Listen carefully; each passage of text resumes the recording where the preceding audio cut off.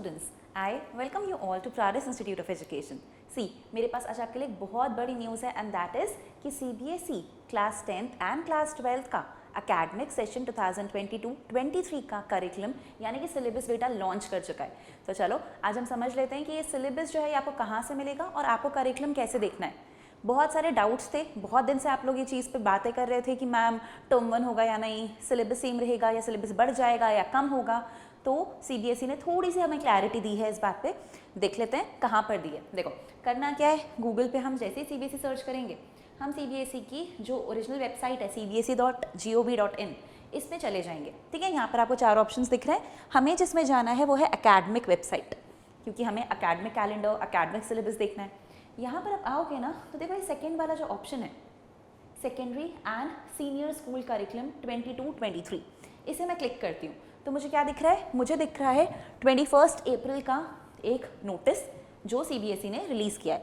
Notice के हिसाब से क्या कहा है उन्होंने कि सारे इंस्टीट्यूशंस को हम बता रहे हैं जो भी CBSE से एफिलिएटेड है कि सेकेंडरी और सीनियर स्कूल का करिकुलम क्या रहेगा। बहुत क्लियर अक्षर में मेंशन है बेटा कि CBSE हर साल 9th से लेकर 12th क्लास तक का पूरा सिलेबस आपको बताता है, सेशन की स्टार्टिंग में ही बता देता है ताकि स्कूल उस हिसाब से आगे की चीज़ें मैनेज करें, कितने एग्जाम्स लेने हैं, कितने मार्क्स के लेने हैं एंड ऑल दैट। तो यहाँ पर इन्हें हमें कहा कि बहुत सारा फीडबैक इनको मिल रहा था, इसीलिए इन्हें सोचा कि असेसमेंट की जो स्कीम है उसको अनाउंस कर दिया जाए और अब वो लेंगे एनुअल एग्ज़ाम। मतलब अभी जो आप टर्म 1 टर्म 2 दे रहे थे ये CBSE ने कैंसिल कर दिया है और आपका होगा फुल लेंथ एग्ज़ाम, जैसे बोर्ड एग्ज़ाम होता था फाइनल्स में। तो फाइनल एग्ज़ाम जैसे एंड ऑफ द सेशन में होता है एग्जैक्ट उसी तरीके से बोर्ड एग्ज़ाम्स होंगे। और 9th और 11th क्लासेस भी सेम पैटर्न फॉलो करती हैं जो 10th और 12th फॉलो करते हैं।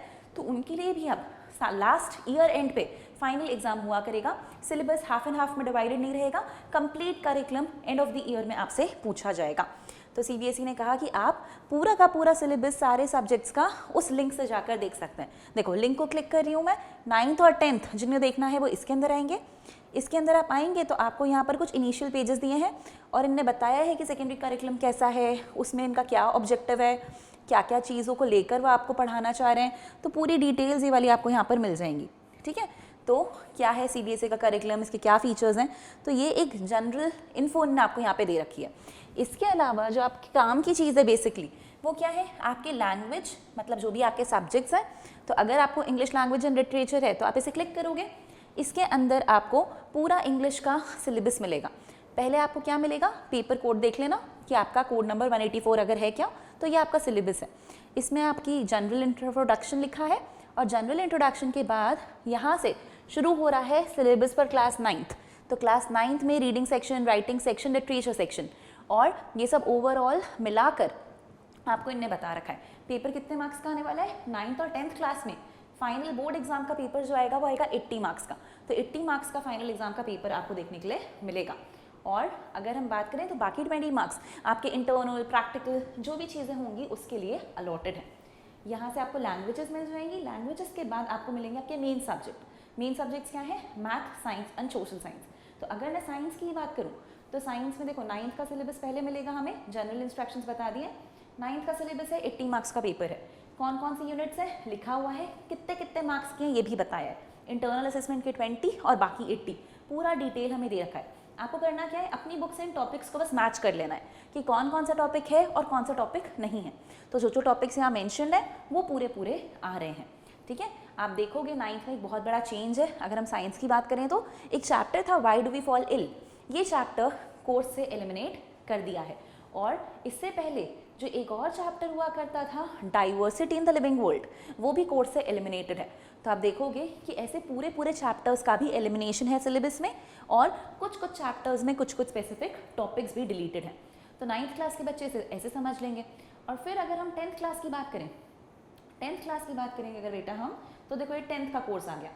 10th के कोर्स के स्ट्रक्चर के हिसाब से अगेन 80 मार्क्स का पेपर है, 5 यूनिट यहाँ लिखी हुई है, पर यूनिट वेटेज यहाँ लिखा हुआ है। अब आप देख सकते हो कि अगर हम पहले चैप्टर की बात कर रहे हैं केमिकल रिएक्शंस, दूसरा acid base, metal non metal compounds, तो इनके अंदर टॉपिक्स लिखे हैं कि कौन कौन से टॉपिक्स पूछे जाएंगे, तो वो आपको यहाँ से देख लेना है।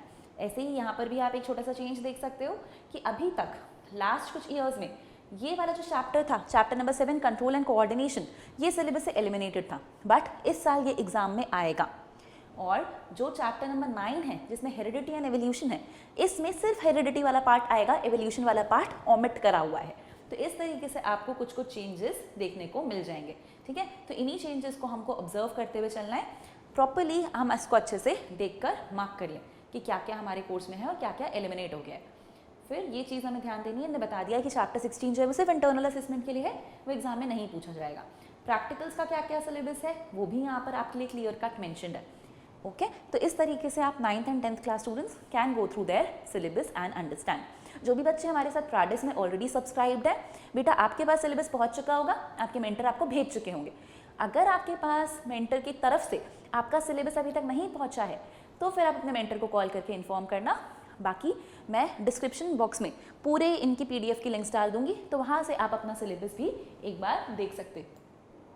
अब अगर हम बात करें बेटा सीनियर सेकेंडरी की, ठीक है, अगर हम बात करें सीनियर सेकेंडरी की, तो सीनियर सेकेंडरी की हम बात करते हैं, मतलब हम बात कर रहे हैं अगर 11th एंड 12th की, तो 11th 12th वाले बच्चे सीनियर सेकेंडरी सेक्शन में जा सकते हैं। सीनियर सेकेंडरी में जाएंगे, अगेन समझदार हो आप लोग तो, लैंग्वेजेस में आपको लैंग्वेजेस मिल जाएंगी, एकेडमिक इलेक्टिव्स में आपको मिल जाएंगे आपके subject. So by any chance if you belong to science, if you belong to PCB stream, तो यहाँ से अगर आपने बायोलॉजी का सिलेबस ओपन किया तो बायोलॉजी का सिलेबस ओपन करते ही आपको दिखेगा कि बेसिक अंडरस्टैंडिंग उन्होंने आपको बताई है, क्यों पढ़ना है, कैसे पढ़ना है। और फिर यहाँ पर दिया हुआ है आपका course structure, clear cut mentioned है 70 मार्क्स का पेपर। मतलब अभी आपने 11th में 35 दिया, पर 12th में आप पूरा 70 मार्क्स का पेपर लिखने वाले हो, पूरा 70 मार्क्स का पेपर लिखने वाले हो। अब ये जो 70 मार्क्स का पेपर है, इसमें यूनिट्स लिखी हुई है, किसका कितना वेटेज है ये भी बेटा मेंशन्ड है। तो देखो चैप्टर 1 भी आ रहा है, चैप्टर 1 आपके सीनियर बैच में नहीं आया था पर आपको आ रहा है, चैप्टर 2, चैप्टर 3, चैप्टर 4। अब अगेन इनमें जो भी चीज़ें नहीं आ रही हैं वो यहाँ पर मेंशन है कि क्या क्या एलिमिनेट कर दिया है, वो टॉपिक्स आपको यहाँ पर नहीं दिखेंगे। तो ऐसे आप अपना पूरा सिलेबस मैच करेंगे, ठीक है। चैप्टर नंबर 16 एलिमिनेटेड है, चैप्टर नंबर 16 क्या था, डाइजेशन एंड अब्जॉर्प्शन, तो डाइजेशन एंड अब्जॉर्प्शन नहीं आ रहा है। ऐसे ही आप देख सकते हो चैप्टर नंबर 11 एंड 12, मतलब transport in plants and mineral nutrition, ये दोनों भी ओमिट कर दिए गए हैं, ये दोनों भी नहीं आ रहे हैं। फिर 17, 18, 19, 20, 21, 22 ये वाले चैप्टर्स हमको यहाँ दिख रहे हैं। अब नेक्स्ट अगर हम मूव करें तो प्रैक्टिकल्स का सिलेबस लिखा है, वो भी आप देख ही लोगे। अब हम आ जाते हैं बेटा 12th क्लास के ऊपर।